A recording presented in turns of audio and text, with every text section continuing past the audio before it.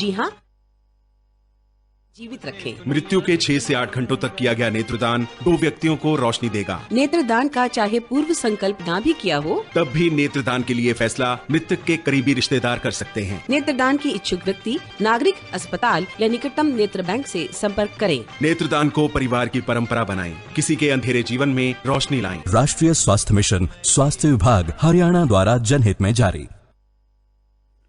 नमस्कार, आकाशवाणी चंडीगढ़ से प्रादेशिक समाचारों के साथ मैं रत्तिका। पहले इस बुलेटिन के मुख्य समाचार। प्रधानमंत्री नरेंद्र मोदी अब से कुछ ही देर बाद अमृतसर में जलियांवाला बाग स्मारक का नवीनीकृत परिसर वीडियो कॉन्फ्रेंस के माध्यम से राष्ट्र को समर्पित कर रहे हैं।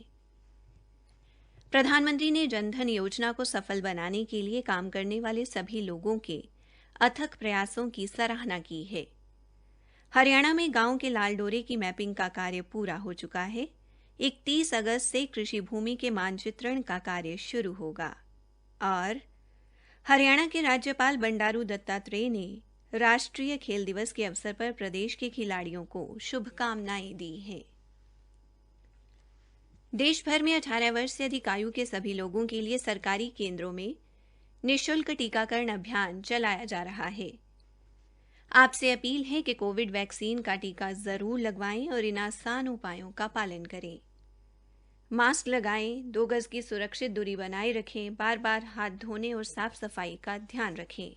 अब समाचार विस्तार से। प्रधानमंत्री नरेंद्र मोदी अब से कुछ ही देर बाद पंजाब के अमृतसर में जलियांवाला बाग स्मारक के नवीनीकृत परिसर को वीडियो कॉन्फ्रेंस के माध्यम से राष्ट्र को समर्पित करेंगे। वे स्मारक में बनाई गई संग्रहालय दीर्घाओं का भी उद्घाटन करेंगे। यह कार्यक्रम परिसर को उन्नत बनाने के लिए सरकार द्वारा की गई कई विकास पहलकदमियों को भी प्रदर्शित करेगा। परिसर में कई विकास कार्य किए गए हैं। पंजाब की स्थानीय स्थापत्य शैली के अनुरूप विस्तृत विरासत पुनरुद्धार कार्य किए गए हैं। शहीदी कुएं की मुरम्मत की गई है और ज्योति स्मारक की मरम्मत तथा पुनरुद्धार किया गया है।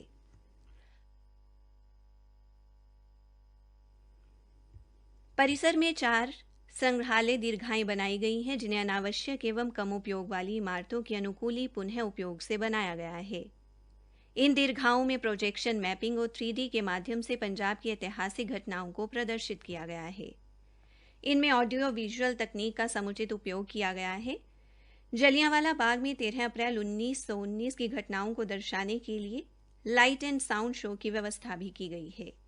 इस अवसर पर केंद्रीय संस्कृति मंत्री, केंद्रीय आवास एवं शहरी मामले मंत्री, संस्कृति राज्य मंत्री, पंजाब, हरियाणा और उत्तराखंड के मुख्यमंत्री, पंजाब के सभी लोकसभा एवं राज्यसभा सांसद, जलियांवाला बाग राष्ट्रीय स्मारक न्यास के सदस्यों सहित कई गणमान्य व्यक्ति उपस्थित रहेंगे।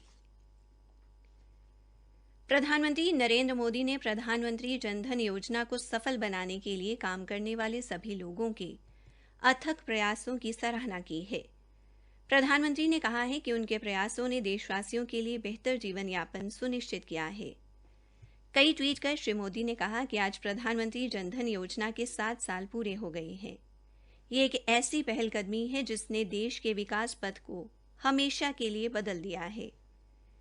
उन्होंने कहा कि इस योजना से अनगिनत देशवासियों के लिए वित्तीय समावेशन तथा गरिमापूर्ण जीवन के साथ साथ उनका सशक्तिकरण सुनिश्चित हुआ है। श्री मोदी ने कहा कि जनधन योजना से और ज्यादा पारदर्शिता आई है। प्रधानमंत्री नरेंद्र मोदी कल दिन में 11 बजे आकाशवाणी पर मन की बात कार्यक्रम में देश विदेश के लोगों के साथ अपने विचार साझा करेंगे। इस मासिक कार्यक्रम की 80वीं कड़ी होगी। यह कार्यक्रम आकाशवाणी और दूरदर्शन के समूचे नेटवर्क, आकाशवाणी समाचार की वेबसाइट तथा मोबाइल ऐप पर भी प्रसारित किया जाएगा। आकाशवाणी, डीडी न्यूज, प्रधानमंत्री कार्यालय तथा सूचना एवं प्रसारण मंत्रालय के यूट्यूब चैनलों पर भी इस कार्यक्रम का सीधा प्रसारण किया जाएगा। हिंदी प्रसारण के तुरंत बाद ये कार्यक्रम क्षेत्रीय भाषाओं में प्रसारित किया जाएगा। क्षेत्रीय भाषाओं में इस कार्यक्रम का पुनः प्रसारण शाम 8 बजे सुना जा सकता है। प्रादेशिक समाचार आकाशवाणी चंडीगढ़ से प्रसारित किए जा रहे हैं। हरियाणा में गांव के लाल डोरे की ड्रोन के माध्यम से की जा रही मैपिंग का कार्य पूरा हो चुका है। अब मंगलवार 31 अगस्त से राजस्व संपदा कृषि भूमि की मैपिंग का कार्य भारतीय सर्वेक्षण द्वारा शुरू किया जाएगा, जिसे आगामी 6 महीने में पूरा करने का लक्ष्य निर्धारित किया गया है। ये जानकारी आज चंडीगढ़ में हरियाणा के वित्तायुक्त, राजस्व एवं आपदा प्रबंधन विभाग के अतिरिक्त मुख्य सचिव संजीव कौशल ने जिला उपायुक्तों के साथ वीडियो कॉन्फ्रेंस के माध्यम से आयोजित स्वामित्व योजना की समीक्षा करते हुए दी। उन्होंने कहा कि केंद्र सरकार ने राजस्व संपदा कृषि भूमि की मैपिंग का कार्य भारतीय सर्वेक्षण के माध्यम से करवाने की मंजूरी प्रदान की है तथा राज्य सरकार द्वारा इस कार्य के लिए आने वाले खर्च को वहन किया जाएगा। श्री कौशल ने बताया कि हरियाणा में ब्रिटिश काल से वर्ष 1908 से चली आ रही लाल डोरा की प्रथा को खत्म करने की कवायद शुरू की गई है और इसके तहत गत 24 अगस्त तक राज्य के 22 जिलों के लगभग 6,329 गांवों के लाल डोरे की मैपिंग का काम पूरा कर लिया गया है, जिसमें से 5,333 गांवों का डेटा प्रोसेसिंग भारतीय सर्वेक्षण द्वारा किया जा चुका है। हरियाणा के मुख्यमंत्री मनोहर लाल की अध्यक्षता में उच्च अधिकार प्राप्त भूमि अधिग्रहण समिति की बैठक में सिरसा में अतिरिक्त अनाज मंडी, सब्जी मंडी तथा लक्कड़ मंडी के लिए 56 एकड़ 6 कनाल 7 मरला भूमि की खरीद को मंजूरी दी गई है। ई भूमि पोर्टल के माध्यम से निजी भू मालिकों से बातचीत कर इस भूमि की खरीद के लिए उनकी सहमति ले ली गई है। बैठक में अतिरिक्त अनाज मंडी, सब्जी मंडी तथा लक्कड़ मंडी के लिए राष्ट्रीय राजमार्ग 9 और झोंपड़ा सड़क के किनारे पर 56 एकड़ 6 कनाल 7 मरला भूमि की खरीद को मंजूरी दी गई है। हरियाणा के राज्य सूचना आयुक्त जय सिंह बिश्नोई ने कहा है कि पेड़ पौधे प्रकृति के सच्चे मित्र हैं।